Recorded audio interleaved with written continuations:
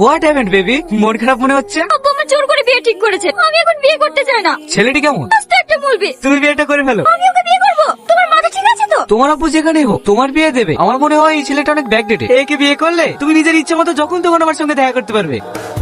আব্বু আমি ওই ছেলেকে বিয়ে করতে রাজি। সত্যি মা? হ্যাঁ আব্বু, তোমরা বিয়ের ব্যবস্থা করো। আসসালামু আলাইকুম। আল্লাহ তাআলা আমাদের জন্য বিয়েকে রহমত বানিয়েছে। বিয়ের পর স্বামী স্ত্রী যদি একসাথে 2 রাকাত নফল নামাজ পড়ে তাহলে আল্লাহ তাদের দাম্পত্য জীবনে বরকত ও শান্তি দান করে। চলো আমরা আল্লাহর নাম নিয়ে আমাদের পথ চলা শুরু করি। ছাড়ো আমাকে, অনেকক্ষণ থেকে তোমার বকবক সহ্য করছি। এ তোমার বউ, আমি কারোর বউ না। আমার একটু স্বাধীনতার দরকার ছিল, তাই তোমাকে বিয়ে করেছি। ছোট থেকে আমার একা ঘুমানো অভ্যেস, এই বিছানাতেও আমি একা ঘুমাবো। হ্যাঁ হ্যাঁ, তুমি এখানে ঘুমাও, আমি ওই সোফায় ঘুমাচ্ছি।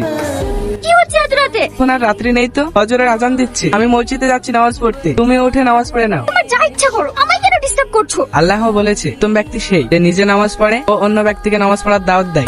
বিরক্ত করে মারবে।